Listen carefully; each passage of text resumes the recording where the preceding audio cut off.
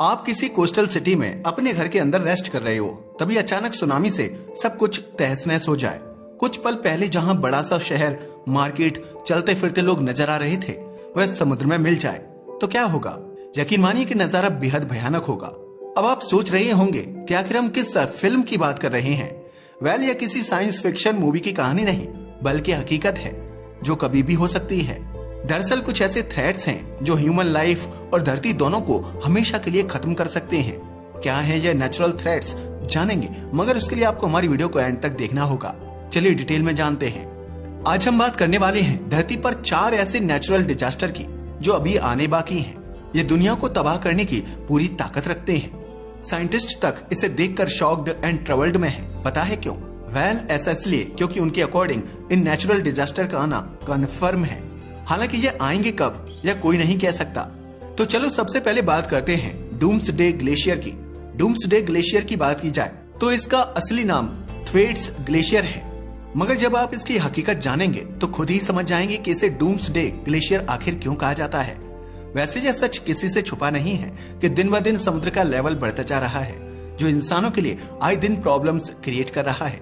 लेकिन यह लगातार बढ़ता लेवल आने वाले समय में इंसानों के लिए कितना बड़ा खतरा होगा और हमारे पास कितना वक्त बचा है, यह सब डूम्सडे ग्लेशियर पर डिपेंड करता है। क्योंकि इससे जो तूफान आएगा उसे संभालना किसी के वश में नहीं है। फिर भले ही हमारे पास कितने भी modern equipment, science and technology ही क्यों ना हो, भले ही हम मंगल तक पहुंच गए हों, मगर इस तूफान का फिर भी कोई कुछ नहीं कर सकता। ना इसे रोका जा सकता है और न ही इससे बचा जा सकता है। हाँ, कुछ सावधानी जरूर बरती जा सकती है। इस ग्लेशियर की बात की जाए तो ये ग्लेशियर एंटार्कटिका के वेस्ट में है। इसकी ऊंचाई कितनी ज्यादा है इसका अंदाजा आप इस बात से लगा सकते हो कि जितनी ऊंचाई बुर्ज खलीफा की है, यह उससे भी ज्यादा बड़ा है। डूम्सडे ग्लेशियर या थ्वेट्स ग्लेशियर अमेरिका के फ्लोरिडा राज्य के आकार का है। इसका क्षेत्रफल लगभग 74,100 वर्ग मील यानी 1,92,000 स्क्वायर किलोमीटर है, जो इसे दुनिया का सबसे बड़ा ग्लेशियर बना देता है। इसके अंदर 318 मुंबई जैसे शहर फिट हो सकते हैं, मगर इस पर मुसीबतें बनी हुई हैं, क्योंकि पिछले कुछ सालों से यह पूरी एंटार्कटिका के मुकाबले सबसे तेजी से पिघल रहा है। इसका पिघलना एक नए खतरे का संकेत दे रहा है, क्योंकि अभी तक समुद्र के लेवल में 4% का इंक्रीज इसी ग्लेशियर की वजह से हुआ है। मगर सबसे खतरनाक चीज इसकी लोकेशन है, क्योंकि यह ग्लेशियर पूरे वेस्ट एंटार्कटिका की आइस शीट का यूं तो एक छोटा सा हिस्सा है, मगर इसके पिघलने से यह पूरी आइस शीट ही पिघल जाएगी। जी हाँ, आपने सही सुना। इस ग्लेशियर को इसलिए इतना खतरनाक माना जाता है क्योंकि इसके पिघलने से पूरी शीट के पिघलने का खतरा जुड़ा हुआ है, जिसकी वजह से आने वाले साल में समुद्र का लेवल 3 मीटर या 10 फीट तक बढ़ सकता है। क्योंकि यह glacier West Antarctica ice sheet के ठीक बीच में है। यही वजह है कि एक्सपर्ट्स का कहना है कि इस ग्लेशियर का बचा रहना बेहद जरूरी है, क्योंकि वेस्ट एंटार्कटिका की आइस शीट इसी ग्लेशियर पर टिकी हुई है, और अगर इस ग्लेशियर को पिघलने से नहीं रोका गया तो यह पूरे वेस्ट एंटार्कटिका को तबाह कर देगा, जिसकी वजह से समुद्र के तटों पर मौजूद शहर रातों रात धराशायी हो जाएंगे। और समुद्र के तट पर कितने शहर बसे हुए हैं ये तो आप जानते ही हैं। वैसे ही भारत का मुंबई, अमेरिका का न्यूयॉर्क, जकार्ता, बैंकॉक और ढाका जैसे शहर शामिल हैं, जो सबसे पहले इसका शिकार बनेंगे। अगर एंटार्कटिका की आइस शीट की बात की जाए तो ये भी काफी गहरी है, क्योंकि एंटार्कटिका में सदियों से बर्फ पड़ रही है, जिसने इस शीट को बीच से मोटा कर दिया है। बीच से मोटा होने की वजह से इसके किनारे बाहर की तरफ निकल रहे हैं और ये ग्लेशियर लगातार एंटार्कटिक ओशन की तरफ बढ़ रहा है। मगर ग्लोबल वार्मिंग की वजह से सब कुछ तबाह होता जा रहा है। दरअसल ग्लोबल वार्मिंग पानी और हवा दोनों को ही गर्म कर रही है, जिसकी वजह से इस शीट के दोनों तरफ के ग्लेशियर लगातार मेल्ट होते जा रहे हैं। लेकिन आप जानकर हैरान रह जाएंगे कि इनके पिघलने की गति अलग अलग है। दरअसल ऐसा इसलिए क्योंकि ईस्ट एंटार्कटिका में जमीन का लेवल ओशन से ऊपर है, इसी वजह से यहाँ पानी ग्लेशियर तक नहीं पहुँच पाता और यहाँ पर बर्फ धीरे धीरे पिघलती है। लेकिन वहीं दूसरी तरफ अगर बात की जाए वेस्ट एंटार्कटिका की, तो इसकी लोकेशन अलग है। एक्चुअल में इसका ज्यादातर हिस्सा समुद्र की सतह से नीचे है, जिसकी वजह से पानी इसके नीचे जाकर इसे कमजोर करके तेजी से पिघला रहा है। यही वजह है कि वेस्ट एंटार्कटिका को क्लाइमेट चेंज की वजह से दुनिया का सबसे कमजोर बर्फ का हिस्सा माना जाता है।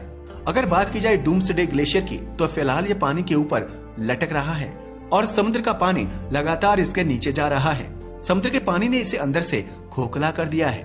हर गुजरते साल यह खोखला होता जा रहा है।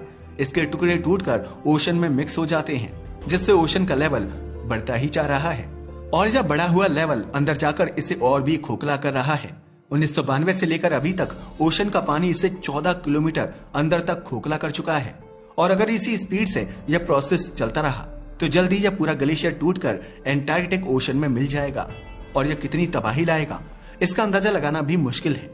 अगर इस ग्लेशियर की बात की जाए तो यह पिछले 30 साल में पहले ही समुद्र का लेवल 4% बढ़ा चुका है। अगर यह पूरा पिघल गया तो सभी समुद्रों का लेवल काफी हद तक बढ़ा देगा क्योंकि समुद्र की कोई बाउंड्री नहीं होती। इसका असर केवल एंटार्कटिक ओशन पर नहीं बल्कि दुनिया के सभी समुद्रों पर पड़ेगा। वैज्ञानिकों का कहना है कि डूम्सडे ग्लेशियर में पहले ही एक बहुत बड़ा क्रैक हो चुका है जिससे रोकना अब किसी के बस की बात नहीं है। मगर सवाल ये नहीं है कि यह ग्लेशियर टूटेगा या नहीं, बल्कि सवाल ये है कि यह कब टूटेगा क्योंकि ये बहुत बड़ी तबाही लेकर आएगा। चलो अब बात करते हैं वेस्ट एंटार्क्टिका की आइस शीट की। अगर डूम्सडे ग्लेशियर टूट गया तो इस बात में कोई शक नहीं है कि इसके होने से एंटार्क्टिक आइस शीट में भी मेल्टिंग का प्रोसेस स्टार्ट हो जाएगा जो ओशन के लेवल को 1 से लेकर 3 मीटर तक बढ़ा देगा। ऐसा होने पर ओशन के किनारे बसे शहरों को खाली करना पड़ेगा। In fact inter governmental panel on climate change के सर्वे के अनुसार जो शहर इसकी गिरफ्त में आने वाले हैं वहाँ फिलहाल 10 करोड़ से ज्यादा लोग रहते हैं। इतने सारे लोग आखिर जाएंगे कहाँ? मगर चाहे जो भी हो उन्हें जाना तो पड़ेगा। ये बात भी पूरी तरह सच है कि जब वे नए इलाकों में जाएंगे तो पूरी दुनिया का इकोनॉमिक बैलेंस बिगड़ जाएगा। साथ ही पूरी दुनिया के मौसम में तेजी से बदलाव देखा जाएगा क्योंकि इसमें खतरनाक सुनामी, हरिकेन और फ्लड्स बहुत ही सामान्य हो जाएंगे। चलो अब बढ़ते हैं अगले थ्रेट की तरफ जिसका नाम है येलोस्टोन सुपर वोल्केनो। वैसे अगर येलोस्टोन सुपर वोल्केनो की बात की जाए तो यह अमेरिका के व्योमिंग स्टेट में येलोस्टोन नेशनल पार्क के अंदर है।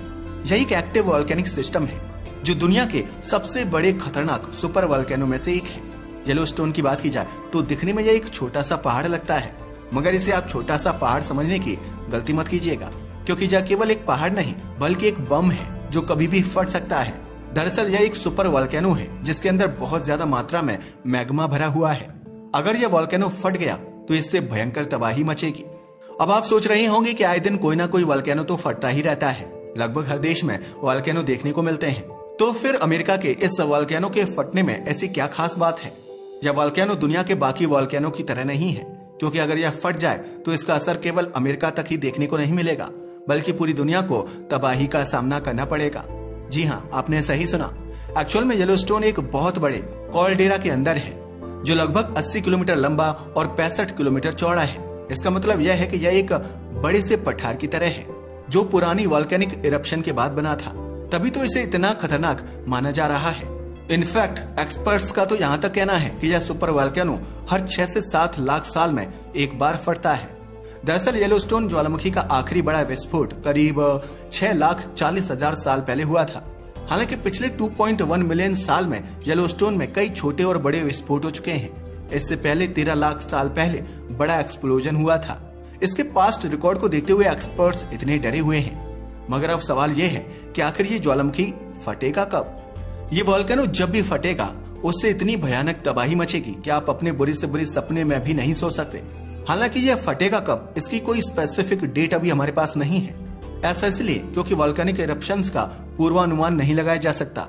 लेकिन चाहे जो भी हो, हर साल हम इस विस्फोट के करीब जा रहे हैं क्योंकि जैसा कि हमने आपको बताया येलोस्टोन ज्वालामुखी में आखिरी बड़ा विस्फोट 6,40,000 साल पहले हुआ था। इसमें विस्फोटों के बीच एवरेज इंटरवल करीब 7,25,000 साल रहा है। हालांकि इसमें हर कुछ साल बाद विस्फोट होते हैं, मगर ये भयानक नहीं होते बल्कि हाइड्रोथर्मल विस्फोट या लावा प्रवाह होते हैं। हाइड्रोथर्मल विस्फोट की बात करें तो ये छोटे होते हैं, मगर इसके बावजूद येलोस्टोन नेशनल पार्क में इन विस्फोटों से कुछ मीटर चौड़ा गड्ढा बन जाता है। तो सोचो, जब छोटे विस्फोट इतने खतरनाक हैं, तो जब बड़ा विस्फोट होगा तो क्या होगा? वैसे यूनाइटेड स्टेट्स जियोलॉजिकल सर्वे के मुताबिक येलोस्टोन के फिर से फटने की संभावना हर साल करीब 0.00014% है। येलोस्टोन सुपर वोल्केनो अपने हजारों किलोमीटर के रेडियस में किसी भी शहर को एक झटके में तबाह करने की ताकत रखता है। और केवल इतना ही नहीं, धमाके की वजह से हवा में वोल्केनिक ऐश और सल्फर डाइऑक्साइड जैसी गैसें फैल जाएंगी जिसकी वजह से पूरी दुनिया का क्लाइमेट बदल जाएगा। आसमान में बादल बन जाएंगे और यह बादल इतने ज्यादा घने होंगे कि अगले कई साल तक सूरज की रोशनी जमीन पर नहीं पहुंच सकेगी, जिसकी वजह से धरती का टेम्परेचर गिर जाएगा या एक ऐसा फिनोमिना बन जाएगा जो दुनिया को तबाही की तरफ ले जाएगा। इस फिनोमिना को कहा जाता है वॉल्केनिक विंटर, यानी कि जब सूरज ही नहीं निकलेगा तब दुनिया में सर्दी ही रहेगी। तो हुआ ना ये वॉल्केनिक विंटर। इस फिनोमिना की वजह से फसलें उगनी बंद हो जाएंगी और दुनिया भर में खाने पीने की कमी हो जाएगी, और जो लोग बच भी गए तो उन्हें बीमारियां घेर लेंगी। एटमॉस्फेयर में सल्फर डाइऑक्साइड होगी, जिससे बारिश पानी की नहीं बल्कि तेजाब की होगी। तो अब आप सोच ही सकते हो कि यह मंजर कितना भयानक होगा। यहाँ जिंदा रहने वाले लोग भी मरने की दुआ मांगेंगे, क्योंकि जब खाना नहीं होगा और तेजाब की बारिश होगी तो भला इंसान बचेगा कैसे। कुछ रिपोर्ट्स का तो यहाँ तक कहना है कि अगर येलोस्टोन आज ही फट जाए तो दुनिया की कम से कम 70% पॉपुलेशन एक झटके में खत्म हो जाएगी। अब बढ़ते हैं धरती पर अगले थ्रेट की तरफ, जिसका नाम है कॉम्ब्रे विएगा वॉल्केनो। अगर इस वॉल्केनो की बात की जाए तो यह अफ्रीका के नॉर्थ वेस्ट कोस्ट से 700 मील दूर स्पेन के एक आइलैंड पर है, जिसका नाम है कनेरी। कनेरी आइलैंड में ही ला पाल्मा नाम का एक छोटा आइलैंड है, जो 40 लाख साल पहले कॉम्ब्रे विएगा वॉल्केनो की वजह से अस्तित्व में आया था। मगर समस्या ये है कि यह वॉल्केनो आज भी एक्टिव है और दुनिया के लिए एक बहुत बड़ा खतरा बन सकता है। पिछले 60 साल के दौरान यहाँ वॉल्केनिक इरप्शन ने इस आइलैंड में एक फॉल्ट लाइन बना दी थी। यह क्रैक इतना बड़ा है कि इसे आप गूगल अर्थ पर भी देख सकते हैं। इस दरार की बात की जाए तो यह समुद्र से 6000 फीट ऊपर है। साइंटिस्ट्स का कहना है कि अगर एक बड़ा ज्वालामुखी विस्फोट हुआ तो लावा निकलने से नुकसान होगा, वो तो अलग बात है, मगर आइलैंड का एक बड़ा हिस्सा तक समुद्र में खिसक सकता है। वैसे अगर इस फॉल्ट लाइन की बात की जाए तो बहुत सारे जियोलॉजिस्ट्स ने इस पर स्टडी की है। स्टडी के बाद जियोलॉजिस्ट्स का कहना है कि अगर यह फॉल्ट लाइन पूरी तरह क्रैक कर जाए तो लगभग 500 अरब टन वजन का पत्थर 250 किलोमीटर प्रति घंटे की स्पीड से स्लाइड करते हुए समुद्र में गिर सकता है। अब यह नजारा कितना भयानक होगा आप सोच भी नहीं सकते। दरअसल इसके गिरने की वजह से लगभग 1 किलोमीटर तक समुद्र का पानी उछल कर गिरेगा, जिससे सुनामी का एक ऐसा सिलसिला शुरू होगा जो दुनिया के कोने कोने तक अपना असर दिखाएगा। तभी तो एक्सपर्ट्स ने इसे मेगा सुनामी का नाम दिया है। यकीन मानिए यह लहरें समुद्र की हर डायरेक्शन में 4000 मील तक ट्रेवल करेंगी, जिसमें यूरोप, अमेरिका और अफ्रीका बुरी तरह प्रभावित होंगे। यही नहीं, 100 फीट से भी ज्यादा बड़ी लहरें समुद्र को तो छोड़िए, कोस्टल सिटीज में भी अंदर तक पहुंच जाएंगी। ला पाल्मा का वॉल्केनो एक टाइम बम की तरह है जो कभी भी फट सकता है, और इसका असर सिर्फ कनेरी आइलैंड तक ही नहीं रहेगा बल्कि पूरी दुनिया इसकी गिरफ्त में आ जाएगी। माना जाता है कि इससे वेस्ट साइड ज्यादा प्रभावित होगी, क्योंकि इस स्लाइड का झुकाव वेस्ट की तरफ है। इससे अमेरिका का ईस्ट कोस्ट, जहां मियामी और ऑरलैंडो हैं, वहां पर इसका सबसे ज्यादा असर देखने को मिलेगा। अगर टाइम रहते शहरों को खाली नहीं किया गया तो मेगा सुनामी लाखों जान ले सकती है। लेकिन देखना यह दिलचस्प होगा कि इंसान कब तक अपनी जान बचाए रख सकता है। अब आते हैं अगले थ्रेट की तरफ, जो है परमाफ्रॉस्ट। परमाफ्रॉस्ट की बात की जाए तो यह जमीन का वह हिस्सा होता है जिसका टेम्परेचर साल के 12 महीने 0 डिग्री सेल्सियस से भी कम रहता है। परमाफ्रॉस्ट वैसे तो ज्यादातर पोलर रीजन्स में ही पाया जाता है, जिसमें आधा कनाडा, 2/3 साइबेरिया और तिब्बती पठार शामिल हैं। इनमें ज्यादातर परमाफ्रॉस्ट पिछले लाखों साल से इसी कंडीशन में है, मगर अब सब कुछ बदल रहा है। वैसे अगर परमाफ्रॉस्ट को देखें तो ये कई लेयर में डिवाइडेड होती हैं। इसकी लेयर के ऊपर एक एक्टिव लेयर होती है जो सर्दियों में जम जाती है मगर गर्मियों में वापस पिघल जाती है, और इसी लेयर के नीचे होती है परमाफ्रॉस्ट की लेयर जो पूरे साल 0 डिग्री सेल्सियस से कम रहती है, जिसकी वजह से परमाफ्रॉस्ट एक डीप फ्रीजर की तरह काम करता है, जिसकी वजह से करोड़ों साल से पेड़ पौधे, जानवर और माइक्रो ऑर्गेनिज्म इस परमाफ्रॉस्ट में फ्रीज होकर रिजर्व रहते हैं, क्योंकि इनका डिकम्पोजिशन का प्रोसेस कभी शुरू ही नहीं होता। तभी तो एंटार्क्टिका में आए दिन अलग अलग जीवों के अवशेष मिलते रहते हैं। मगर ग्लोबल वार्मिंग की वजह से हर साल परमाफ्रॉस्ट की एक्टिव लेयर ज्यादा गहरी होती जा रही है, और हजारों साल पुराने जानवर जैसे अपनी मौत के वक्त थे उसी हालत में यहाँ से बाहर निकल रहे हैं। इनफैक्ट जब परमाफ्रॉस्ट पिघलता है तो उसमें मौजूद ऑर्गेनिक मैटर गलने लगते हैं, क्योंकि उन्हें बैक्टीरिया खाने लगते हैं और मीथेन गैस रिलीज होती है। एक्चुअल में एक्सपर्ट्स का मानना है कि आज दुनिया में जितना पॉल्यूशन है, परमाफ्रॉस्ट में उससे 4 गुना ज्यादा कार्बन फंसा हुआ है। मगर जैसे जैसे परमाफ्रॉस्ट पिघलेगा यह कार्बन भी बाहर आएगी। यह धीरे धीरे एटमॉस्फेयर में फैल रहा है, और इतनी ज्यादा ग्रीन हाउस गैस जब एनवायरमेंट में फैल जाएगी तो दुनिया का एवरेज टेम्परेचर 8 डिग्री सेल्सियस बढ़ जाएगा, जिसकी वजह से आर्कटिक ग्लेशियर भी पिघल जाएंगे। और ग्लेशियर पिघलने से क्या होगा ये तो आप जानते ही हैं। ग्लेशियर के पिघलने से दुनिया में ताजे पानी की सप्लाई डिस्टर्ब हो जाएगी। समुद्र का लेवल 5 मीटर तक बढ़ जाएगा और ऐसी ऐसी पर्यावरणीय समस्याएं देखने को मिलेंगी कि इंसानों के लिए इक्वेटर के करीब रहना नामुमकिन हो जाएगा। हालांकि ज्यादातर लोगों को लगता है कि परमाफ्रॉस्ट का पिघलना फ्यूचर में आने वाली तबाही है, मगर इस तबाही का आगाज तो ऑलरेडी हो चुका है, क्योंकि हर साल दुनिया के अलग अलग हिस्सों में परमाफ्रॉस्ट की एक्टिव लेयर मोटी होती जा रही है। इसका जीता जागता एग्जाम्पल साइबेरिया में देखने को मिलेगा। साइबेरिया में बाटा गायका नाम का क्रेटर परमाफ्रॉस्ट के पिघलने और जमीन के अंदर धंसने की वजह से बना था।